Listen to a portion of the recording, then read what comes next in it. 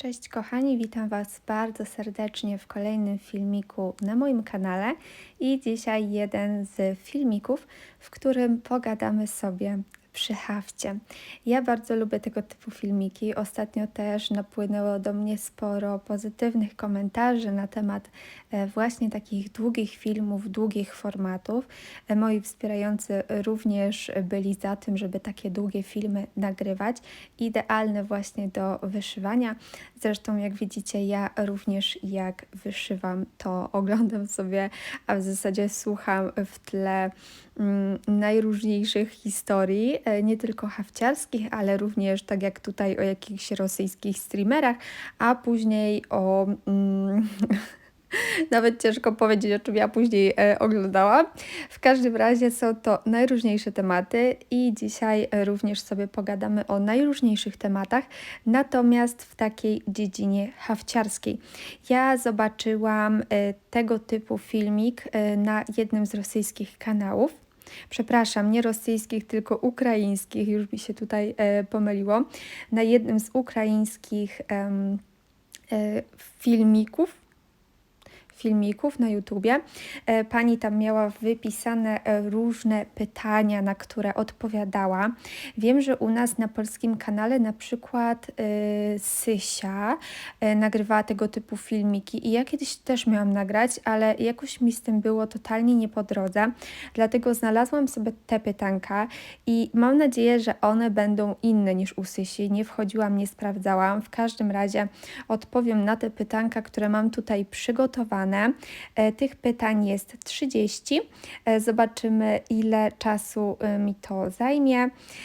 Te pytania zostały przetłumaczone z języka ukraińskiego, także może być tak, że niektóre te pytania sobie troszeczkę zmodyfikuję lub będę Wam je czytała tak, żeby to brzmiało bardziej polsko niż, tak wiecie, tłumacz Google. Także zacznijmy bez zbędnego przedłużania. Pytanie pierwsze: jak zaczęła się Twoja przygoda z haftem? Moja przygoda z haftem, taka pierwsza, zaczęła się, kiedy miałam lat 6.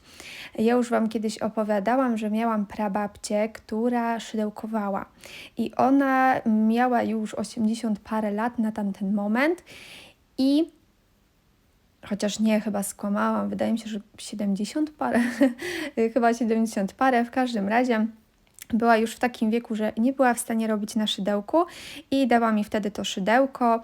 Ja się też zainteresowałam tym tematem, poszłam do mojej babci, żeby mi wytłumaczyła, jak się na tym robi, bo moja prababcia dała mi to szydełko i powiedziała: masz, ty będziesz wiedziała, co masz z tym zrobić, a ja totalnie nie wiedziałam jako 6-letnie dziecko, więc wtedy poszłam do mojej babci, nawiązałam temat właśnie a propos tego szydełka, tych nitek i tak dalej. I od słowa do słowa moja babcia dała mi kawałek lnu. I ja na tym lnie próbowałam wyszywać przy użyciu zwykłej nitki. To nie był totalnie haft krzyżykowy. Miałam wtedy, tak jak mówię, 6 lat i robiłam cokolwiek. Wtedy ten haft bardziej przypominał haft płaski, haft realistyczny, choć z haftem realistycznym jedyne co go łączyło to tylko ściegi, nic innego. I ja tam sobie wyszywałam jakieś kwiatki, inne rzeczy. Później do haftu wróciłam po raz kolejny w liceum, dlatego że tutaj też taka śmieszna historia. Ja byłam bardzo ambitną uczennicą, słuchajcie. Ja zawsze lubiłam mieć dobre oceny, szczególnie z takich artystycznych przedmiotów. I my mieliśmy przedmiot, już nie pamiętam jak on się nazywał, ale on w liceum dotyczył takiego, nie wiem jak to nawet wytłumaczyć, właśnie dotyczącą sztuki, rozmawialiśmy o obrazach, o różnych takich, wiecie, sztuka w renesansie, sztuka gdzieś tam w średniowieczu, jakieś takie mieliśmy dziwne rzeczy i pisaliśmy raz z tego kartkówkę, już nie pamiętam o czym to była kartkówka, w każdym razie ja byłam bardzo ambitna, uczyłam się kilka dni na tą kartkówkę, ja tą kartkówkę napisałam i wypisałam tam dosłownie wszystko, co wiedziałam i powiedziałam pani, że chcę już tą kartkówkę oddać, a ona mi powiedziała, że mam odłożyć ją na bok i tyle. I wtedy pamiętam, że napisała do mnie moja mama SMS-a, no i ja gdzieś tam, wiecie, ukradkiem wyciągnęłam ten telefon i odpisałam mojej mamie, jak ta pani na mnie najechała, słuchajcie, że ja ściągam i ja miałam 6 przekreśloną na pałę, bo ja ściągałam. Ja byłam wtedy w 1. klasie liceum, ja się, słuchajcie, popłakałam. Ja jej tłumaczę, że ja nie ściągałam, broń Boże, że ja tylko sobie chciałam mamie odpisać. Nic nie mogłam z tym go wybrnąć, po prostu dostałam pałę, pani powiedziała, że mogę to poprawić, natomiast wtedy tylko na 5. I ja mówię, dobra, to ja poprawiam teraz, to ja to wszystko napiszę, nie, bo na pewno już zapamiętałaś odpowiedzi, mówię, to proszę mi dać inne odpowiedzi, ja wszystko inne, wiecie, pytanie, ja na wszystko odpowiem. Nie, proszę przyjść za tydzień. No i ja, słuchajcie, już dostałam 5, a nie 6, a że mi bardzo zależało, to wtedy stwierdziłam, że okej, to ja dla tej pani coś wyszyję haftem krzyżykowym, ja jej dam taki haft i wtedy dostanę 6 i to mi podwyższy średnią, bo niektóre osoby właśnie tak robiły, takie, które miały gdzieś tam jakieś ambicje szóstkowe, tak jak ja. I wtedy zaczęłam wyszywać. Powiedziałam mojej mamie, żeby mi kupiła zestaw do haftu i to była, słuchajcie, kanwa gobelinowa ze zwykłej pasmanterii. Do tego pani tak na oko dobrała mi kolory Ariadny i ja to wyszywałam, ale ta kanwa gobelinowa była tak straszna, że ja nie byłam w stanie na tym wyszywać. Wyszyłam może 1/5 tego obrazka i walnęłam to w kąt. Stwierdziłam, że mnie to nie interesuje. Ważne, że ja wiedziałam, że dostałam 6. Wszyscy moi znajomi wiedzieli, że ja dostałam 6, bo ja nie ściągałam, miałam na to świadków. Niestety pani się nie dało przetłumaczyć i już do końca roku, jak tylko mieliśmy ten przedmiot, byłam po prostu na radarach wszelkich i dostałam już na samym początku łatkę typowego ściągacza kartkówkowego. Także tak to było i wtedy też bardzo mi się spodobał ten haft, ale nie miałam na niego za dużo czasu, bo tak jak mówię, ja byłam bardzo ambitna, byłam na biochemię, bardzo chciałam zostać lekarzem, czego później nie dokonałam, ale to też już jest historia chyba dla inny filmik, być może Wam ją kiedyś opowiem. Ja do haftu wróciłam w 3. klasie liceum, dlatego że w 3. klasie liceum zaszłam w ciążę. I to był akurat moment koronawirusa, w momencie, kiedy ja już byłam w takiej dość zaawansowanej ciąży, wydaje mi się, że to był 6. miesiąc, wtedy zaczął się koronawirus.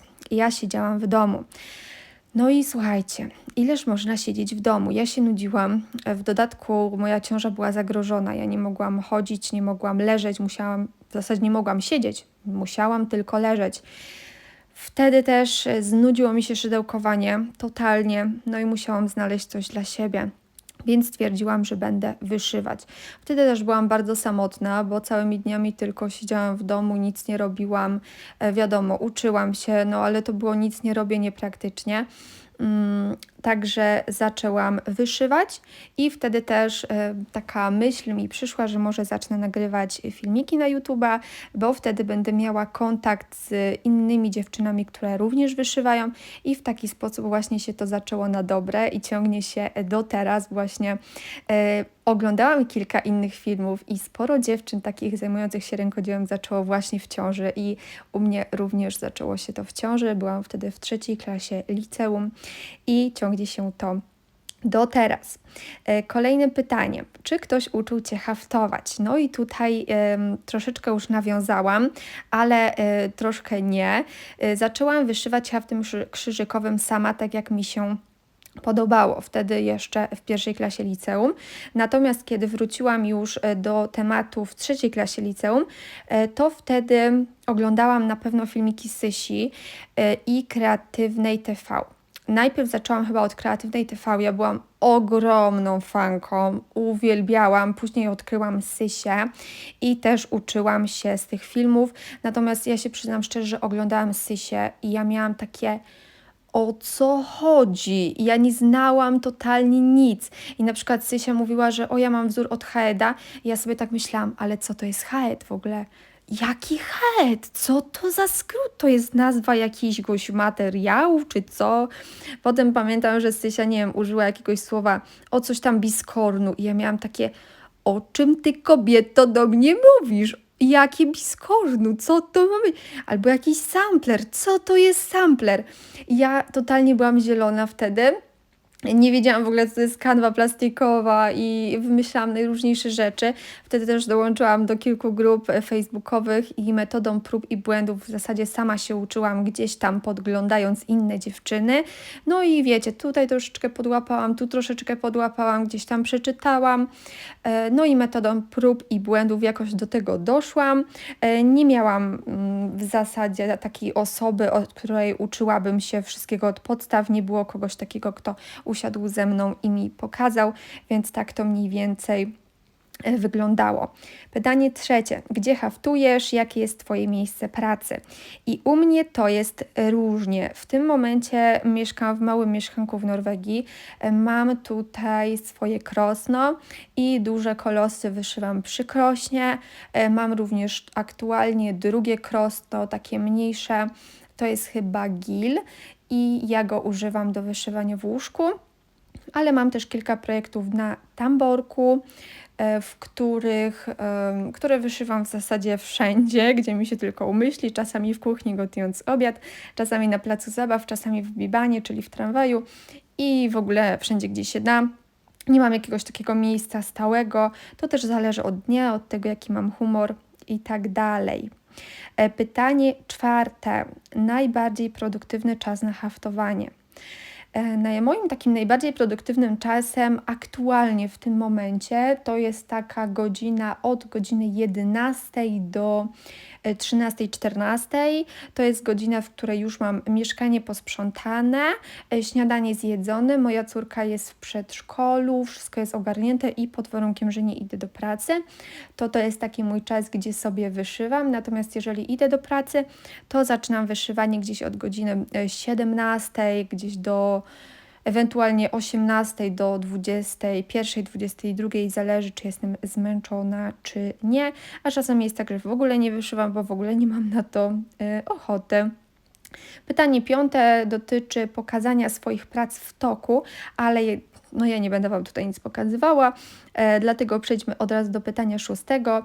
Czy w tym samym czasie trwa jedna czy więcej prac? Mało logiczne, ale wiadomo o co chodzi. Ja w tym momencie wyszywam, słuchajcie, kolosa, filiżankę, koty, sampler i do tego mam, tak się rozglądam, co ja tu mam, klatkę z ptakami, czyli mam 5 projektów aktualnie. Wy chyba tego jeszcze nie zobaczyliście, chociaż nie wiem w jakiej kolejności pokażę te filmy. Być może już widzieliście te prace, a być może jeszcze nie. Także mam aktualnie 5 prac. Jaki jest Twój ulubiony ścieg, a którego nie lubisz? No, moim ulubionym ściegiem jest ogólnie krzyżyk i półkrzyżyk. Ja bardzo lubię te dwa ściegi. Nie ma tak, że na przykład lubię tylko to lub tylko to. Kolosa wyszywam aktualnie półkrzyżykiem, niektóre hafty wyszywam krzyżykiem, jeszcze inne tak i tak. Ja lubię jedno i drugie równocześnie. Niektóre hafciarki lubią tylko jedno, ja lubię to i to. Dla mnie to jest zamienne, totalnie uwielbiam i jedno i drugie, natomiast bardzo nie lubię backstitcha. Backstitch nie lubię, natomiast bardzo ładnie wygląda. Co do French knotów czy jakichś tam innych ściegów hafciarskich, no używam, ale jakoś nie bardzo pałam do nich sympatią. Najczęściej właśnie te French knoty, ale czasami robię jakieś tam inne różyczki, czy jakieś tam inne ściegi, one się różnie nazywają. No najbardziej lubię właśnie krzyżyk i półkrzyżyk. Czy haftujesz jedną techniką? Ścieg krzyżykowy, koraliki, gobelin, gładki albo w różnych. Jeżeli chodzi o technikę, no to tak jak już właśnie powiedziałam, wyszywam głównie krzyżykiem i półkrzyżykiem. W ostatnim czasie bawię się również koralikami. Natomiast no, głównie krzyżyk i półkrzyżyk, zależy też od wzoru. Pytanie 9. Jakiego ściegu lub techniki chciałabyś się nauczyć? Jeżeli chodzi o haft krzyżyk, ogólnie o haft, nie tylko haft krzyżykowy, to bardzo mi się podoba haft typu hardanger. Bardzo mi się to podoba. Ja widziałam kilka osób, które wyszywają tą techniką obrusy. To jest taka technika, gdzie są jakieś dziurki się robi i je się jakoś obszywa. Totalnie nie wiem, bo ja jestem tylko obserwatorem. Nigdy nie miałam z tą techniką do czynienia, ale bardzo chciałabym się tego nauczyć, bo dla mnie to jest po prostu majstersztyk. Uwielbiam na to patrzeć i wiem, że dziewczyny w Polsce również zajmują się tą techniką i bardzo mi się ona podoba. Pytanie 10. Czy masz w swoim arsenale inne rodzaje rękodzieła lub hobby? Aktualnie jest to głównie haft krzyżykowy. Od czasu do czasu sięgnę po szydełko, chociaż aktualnie już bardzo mało, bardzo rzadko cokolwiek szydełkuję. Do tej pory robiłam również mozaikę diamentową, a jeżeli miałabym ogólnie powiedzieć, co robiłam w życiu, to myślę, że łatwiej by było powiedzieć, czego nie robiłam, bo ja ogólnie podstawówka i gimnazjum to był bardzo ciężki czas w moim życiu, gdzie ja byłam totalnie gnębiona przez zarówno rówieśników, jak i nauczycieli. Moja psychika totalnie siadła.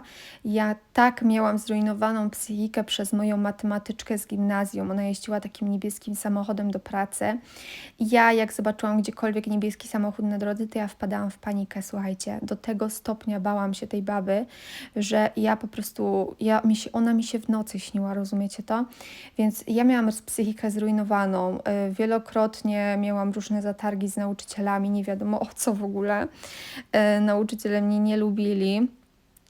Głównie na przykład, tutaj Wam przytoczę, na przykład pani nie chciała mi dać zachowania wzorowego, dlatego że się nie odzywam, na przykład, że jestem za cicha. Innym razem wymyśliła, że chodzę w leginsach i nie zakrywam tyłka długą bluzką i za to mi się nie należy zachowanie wzorowe. Kilka razy pani na WF-ie krzyczała na mnie o to, że niby coś powiedziałam, mimo że tego w ogóle nie powiedziałam i wszyscy mieli takie, o co chodzi, przecież ona tego nie powiedziała, ale pani cały czas na mnie zwalała. Nauczyciele mnie ogólnie nie lubili przez to, że ja nie wyróżniałam się zachowaniem, natomiast wyróżniałam się swoim wyglądem. Na przykład lubiłam malować paznokcie, lubiłam sobie pomalować włosy, natomiast zawsze byłam bardzo cicha, bardzo uprzejma, nigdy się nie odzywałam na lekcjach, zawsze siedziałam cicho. No mimo wszystko nauczyciele i rówieśnicy bardzo mnie gnębili, więc ja uciekałam do rękodzieła. Uwielbiałam różne takie rzeczy, no kreatywne, bo to pozwalało mi nie myśleć o tym wszystkim, nie przejmować się tym, co się dzieje w szkole i to mnie w jakimś stopniu trzymało przy życiu. Też było wiele sytuacji, w której na przykład przyniosłam coś do szkoły, a pani mi powiedziała, że na przykład nie da mi szóstki, bo ja nie mam talentu, bo czegoś tam właśnie pani od techniki mi powiedziała, że nie mam talentu. Raz jej uszyłam misia, bo mieliśmy misia szyć z jakichś materiałów. Pani mi powiedziała, że to na pewno nie ja uszyłam, bo przecież ty nie umiesz tak szyć. Siadaj tutaj w pierwszej ławce, uszyj drugi raz to samo, więc naprawdę miałam pod górkę bardzo. No nie wiem dlaczego nauczyciele mnie po prostu nie lubili. Jak w 3. klasie na przykład gimnazjum powiedziałam, do jakiej szkoły idę, to pani powiedziała, no przecież cię nie przyjmą. Co ty w ogóle, do jakiej ty szkoły idziesz? Myślisz, że cię przyjmą? Słuchajcie, przyjęli mnie. Byłam 16 na liście z 32 osób i to było pod względem właśnie ocen, pod względem osiągnięć i tak dalej, lista wypisana. Byłam 16 na 32 osoby, pani mi powiedziała, że mnie nie przyjmą, a jak mnie przyjmą, to przecież mnie zaraz wyrzucą. Więc ja uciekałam do rękodzieła, całymi dniami siedziałam zawalona różnymi rzeczami. Robiłam wszystko, co się dało. Moja mama pół wypłaty wydawała na pasmanterię i przynosiła mi co chwilę inne rzeczy, a jej wymyślałam, mamo kup mi to, mamo kup mi to, mamo kup mi tamto. I ja siedziałam całymi dniami w domu i właśnie robiłam najróżniejsze rzeczy, bo tak jak mówię, to mnie trzymało przy życiu. To była jedyna rzecz, która ratowała mnie pod względem psychicznym, bo myślę, że gdyby nie to ja bym się załamała już 10 razy i ja nie wiem, czy ja bym była tutaj, gdzie jestem, jakby właśnie nie rękodzieło. Pytanie 11. Jak haftujesz do filmu, muzyki, audiobooka? Haftuję tak jak widzicie w tym momencie, czyli puszczamy sobie jakiś filmik w tle. Czasami też lubię oglądać seriale na Netflixie. Bardzo często właśnie wieczorami oglądam serial i w międzyczasie wyszywam. Im lepszy serial, tym więcej krzyżyków. To jest taka zależność w moim przypadku. Zazwyczaj właśnie w ciągu dnia jak wyszywam, to oglądam sobie YouTube'a, słucham jakieś podcasty, audiobooki, może rzadko, ale właśnie podcasty, filmiki głównie YouTube'a. Natomiast wieczorami oglądam Netflixa. Pytanie 12. Haftujesz według schematu papierowego czy z programu? Jeśli z programu, to z jakiego? Ja wyszywam z Sagi. Ja wyszywam z Sagi, dlatego że tak. Mówili mi, że jak będę miała iPhone'a, będę miała Apple'a, to będę miała możliwość jakby aktualizacji Sagi. Ja kupiłam z Apple'a wszystko, i tableta, i telefon, a potem się okazało, że ani Pattern Keeper, ani CS Paradise tutaj nie działa. Hello, ja mam tylko Sagę, więc nie mogę używać żadnych innych programów. Niby teraz iOS wypuścił aktualizację, w której można sobie zainstalować coś z internetu, czyli mogę sobie wejść na przeglądarkę i zainstalować coś, ale mimo wszystko u mnie to jest zablokowane. Mogę pobrać plik, ale nie mogę go zainstalować, czyli nie mogę zainstalować programu, mimo że go pobrałam. Więc mam z tym problem. Wiem, że da się to jakoś obejść, ale niestety ja jestem mało taka programowa i komputerowa. Ja jestem starej daty, więc jakby nie bardzo znam się na tych rzeczach, także nie umiem tego zrobić, więc wyszywam z Sagi, ale czasami zdarzy się, że niestety muszę wyszyć z wzoru papierowego. 13. Jak organizujesz proces haftu? I nie do końca wiem, jak mam sobie to przetłumaczyć, jak organizuję proces haftu. Nie wiem, jak mam na to odpowiedzieć. Jak organizuję? Mogę powiedzieć, jak organizuję pod takim względem, że mam muliny wszystkie w pakiecikach. I mam jedne muliny w jednym koszyku do wszystkich projektów i projekty mam po prostu różnie. Jedne są na ramię, inne są na tamborku, jeszcze inne na kusnapie. I chyba tak, nie wiem, jak ja mogę Wam to inaczej tutaj odpowiedzieć na to pytanie. Pytanie 14. Czy haftujesz jedną igłą, czy wieloma? Ja wyszywam jedną igłą. Tutaj mam akurat dwie. Jedną mam zwykłą, drugą mam z kulką i którą mi się weźmie, to tą wyszywam, ale głównie teraz wyszywam kolosa igłą z kulką i używam jednej igły. Ja nie parkuję, wyszywam kolorami w jakimś tam wydzielonym obszarze, więc wyszywam tylko jedną igłą. Pytanie 15. Jakiego rodzaju elementów złącznych używasz, który jest Twoim ulubiony? Nie rozumiem tego pytania, więc może to pomińmy, bo się nie będę tutaj zastanawiać. Pytanie 16. Jakich akcesoriów hafciarskich używasz?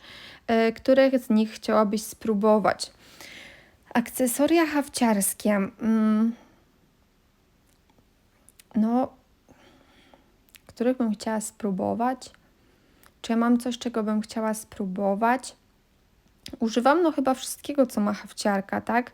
Z takich rzeczy, które chciałabym spróbować, to na pewno jestem bardzo ciekawa tego krosna z Omamik, się to nazywa. Takie metalowe. One jest bardzo drogie, ale mnie tak ciekawi. Chciałabym kiedyś wypróbować, czy jest fajne. To tego na pewno bym chciała spróbować z takich rzeczy hafciarskich.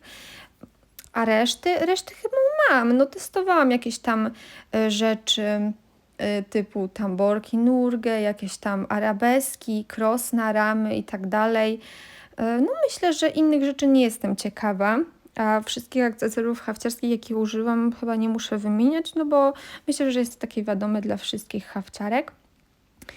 17. pytanie. Obręcze, ramki, zatrzaski, czego używasz, jakie są Twoje ulubione?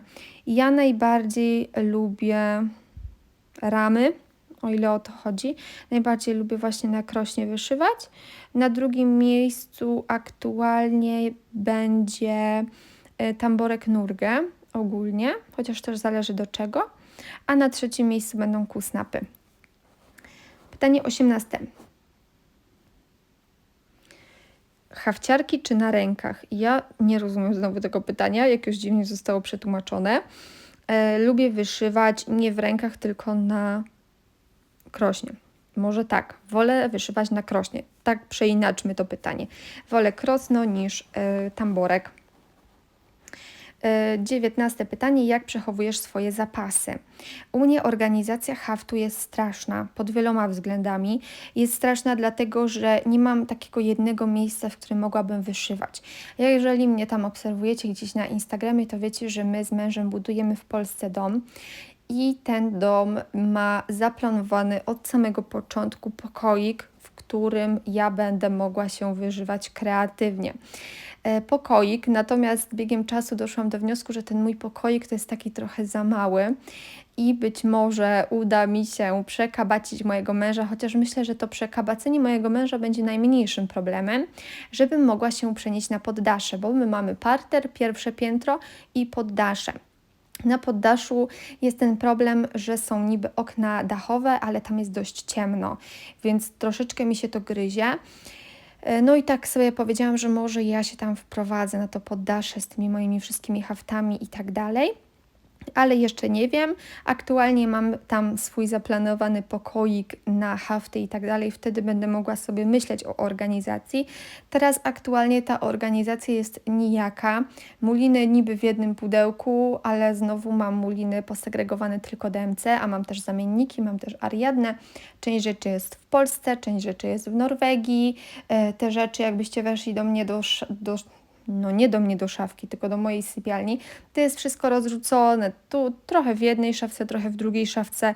Mam totalny bałagan, totalnie się w tym nie odnajduję, bardzo mi to przeszkadza, ale w tym momencie nie jestem w stanie nic z tym zrobić, jedynie przeczekać, aż będę mogła się wprowadzić do tego domu, chociaż nie wiem też, kiedy to nastąpi, bo z jednej strony jednego dnia mamy z mężem taką myśl, że no okej, to tak na emeryturę sobie tam zamieszkamy, a drugiego dnia mamy tak, że już denerwuje nas ta Norwegia, byśmy rzucili wszystko i jedziemy do Polski, w ogóle wszystko w tyle, nie interesuje mnie, denerwuje mnie to, wracamy, mieszkamy w pustych ścianach, bez ogrzewania, bez niczego, bez drzwi, idziemy tam w tych gołych murach mieszkać, więc mamy takie dwa etapy w zależności od dnia, a trzecim etapem jest też taki, że nie będziemy mieszkać w domu, tylko w międzyczasie kupimy sobie mieszkanie, bo też mamy taki plan, żeby kupić mieszkanie i mieszkać gdzieś w mieście, bo nasz dom jest na wsi, także nie wiemy, jak to będzie.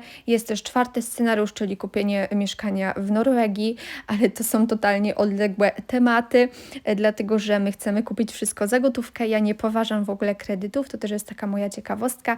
Ja nigdy w życiu nie wezmę nic na kredyt, nawet telefon, nawet abonament dla mnie to jest kredyt, więc nie ma takiej możliwości. Ja nie płacę żadnych abonamentów, idę do sklepu, kupuję telefon za gotówkę, koniec, kropka, nic nie płacę, nic nie biorę, nie wykupuję żadnych abonamentów nawet na rozmowy, nic, totalnie nic. Ja nie lubię płacić co miesiąc, nie lubię o tym pamiętać. Ja bym zapomniała, że mam cokolwiek zapłacić. Jedyne, co płacę co miesiąc, taki abonament, to jest wynajem mieszkania i prąd, ale prąd płacimy różnie, tam w zależności jak naszemu właścicielowi mieszkania się umyśli, raz na miesiąc, raz na 2 miesiące, czasami co 3 miesiące. Różnie też przychodzą tutaj te faktury za prąd. Także jest to różnie. Jedyne, co regularnie płacimy, to tylko i wyłącznie mieszkanie. I przedszkole. A oprócz tego nie płacimy nic. Ja nie poważam kredytu, więc nie weźmiemy żadnego kredytu na mieszkanie. Chcemy kupić wszystko za gotówkę, także za 50 lat być może taki scenariusz wejdzie w życie. Co tam dalej? Pytanie 20. Sklepy z robótkami ręcznymi online czy offline? Ja głównie kupuję online, dlatego że większość rzeczy zamawiam. Ja zamawiam z różnych stron, z różnych krajów. Zależy, co mi się podoba. Ja jestem na tyle jakby mobilna i na tyle mam znajomości, że jestem w stanie zamówić wszystko z każdego zakątka świata. Wystarczy tylko 2 maile i ja już wszystko mam. Także jestem na tyle obeznana, że mogę sobie to zamówić. Często też korzystam z pomocy innych osób i znajomości innych ludzi.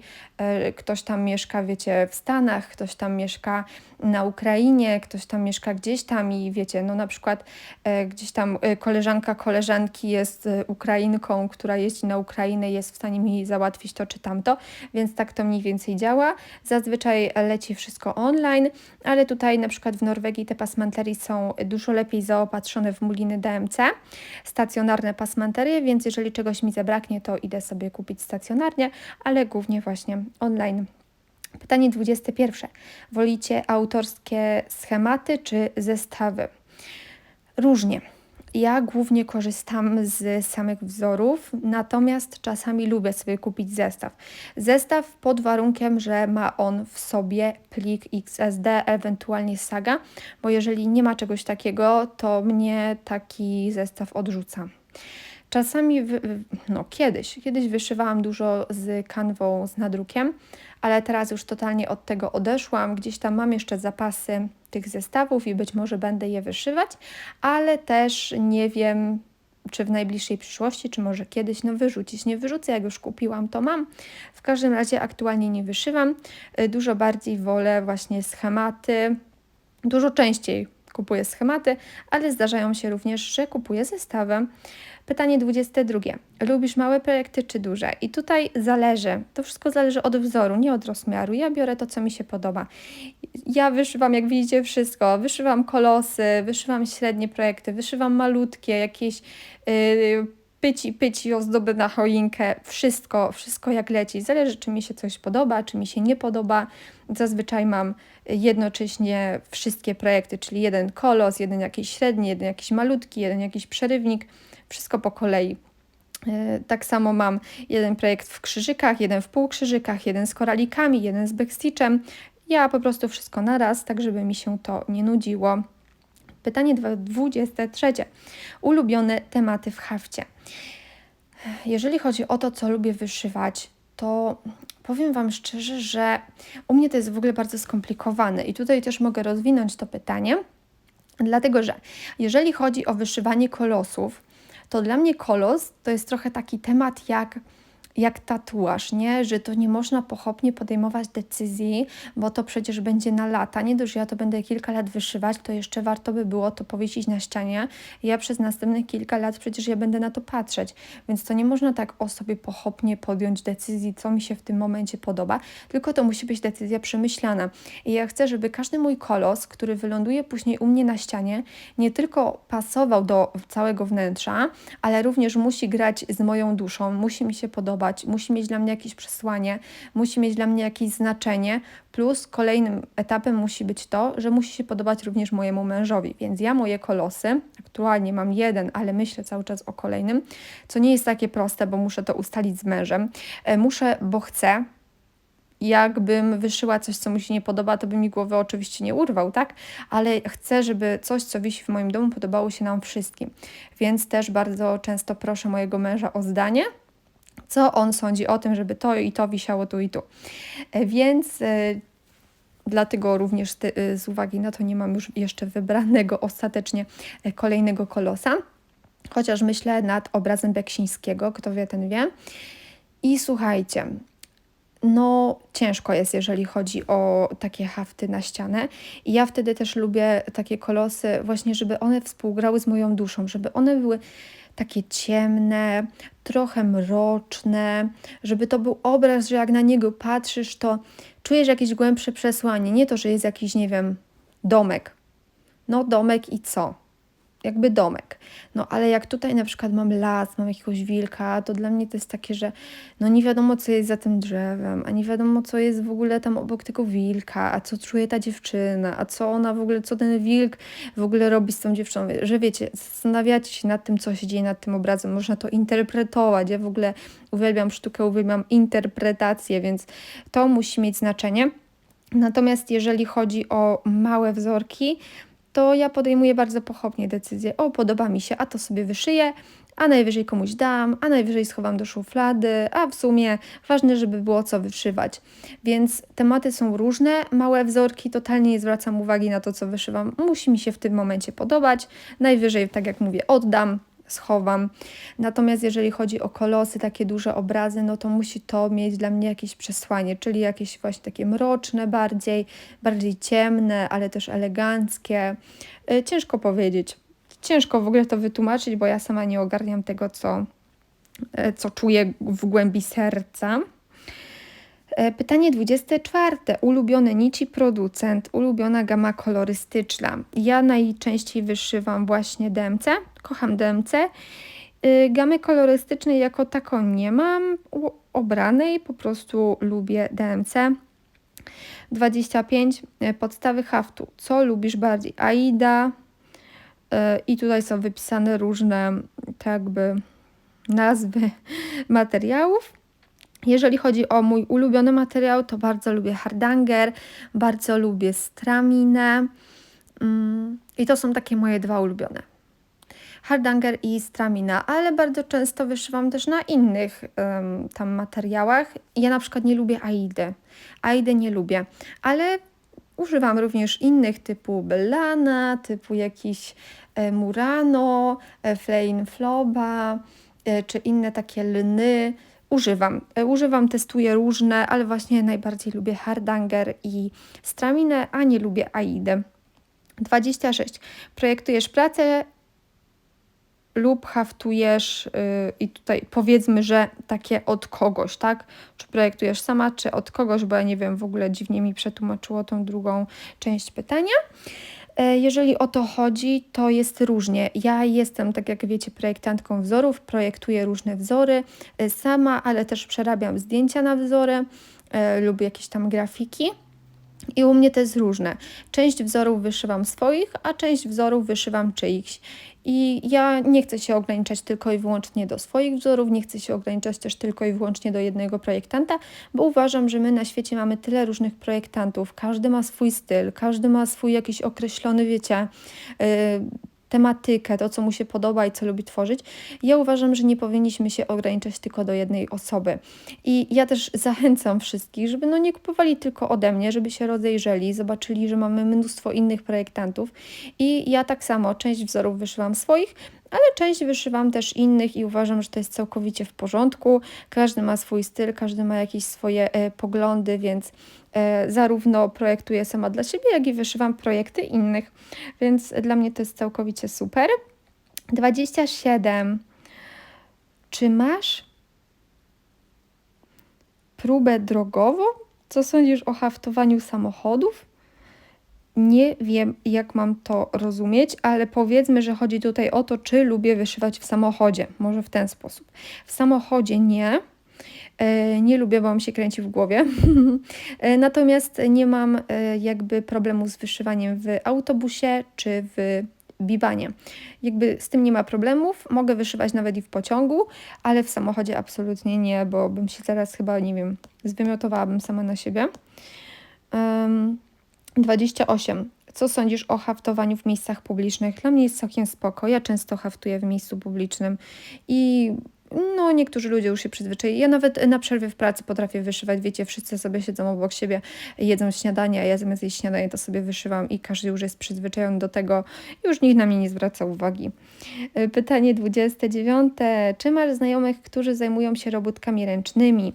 Jeżeli chodzi o ten moment, to tak, mam koleżanki, które wyszywają również tak jak ja, natomiast nie mam nikogo w takim bliskim środowisku, typu nie wiem, ktoś z rodziny. U mnie w rodzinie raczej nikt nie wyszywa. Jedna ciocia wyszywała właśnie haftem typu hardanger, co Wam już na początku filmu mówiłam, ale ja nie utrzymywałam nigdy z tą ciocią kontaktu, ona teraz już nie żyje, więc ona wyszywała, a tak to nie wyszywał nikt. Nikt nie wyszywał chyba. Ja nie mam w rodzinie osoby, która by wyszywała, nie mam też jakiejś takiej, nie wiem, sąsiadki czy osoby w bliskim otoczeniu, która wyszywa. Natomiast mam koleżanki, które poznałam właśnie przez YouTube'a, przez Instagrama, takie w internecie.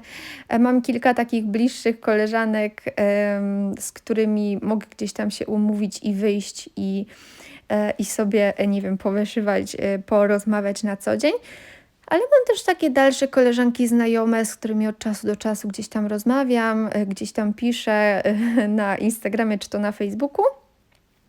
i gdzieś tam utrzymujemy kontakt, ale jako tako sąsiadek czy osób w moim gronie jakimś najbliższym, czy w mojej wsi, czy w moim mieście, totalnie nie mam, totalnie nie znam. Wszystkich, kogo znam, to poznałam właśnie przez internet, za pośrednictwem kanału na YouTube. Pytanie 30. Rękodzieło, które podziwiasz. Rękodzieło, które podziwiam. I to jest trudne pytanie, dlatego że ja najbardziej, jeżeli chodzi o takie rękodzieło, nie wiem, czy to mogę nazwać rękodziełem, najbardziej podziwiam malarzy, którzy malują obrazy z wyobraźni. Dla mnie to jest totalnie takie wow, jak oni to robią. Oni po prostu przelewają całą swoją duszę na płótno i ja mogę to podziwiać i interpretować na swój sposób. Dla mnie to jest najbardziej magiczne. Zawsze podobali mi się tacy artyści, którzy tworzą obrazy jakieś surrealistyczne, które są przepiękne.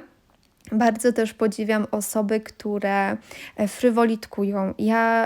Frywolitka to jest jedna z dziedzin, której nie byłam w stanie opanować.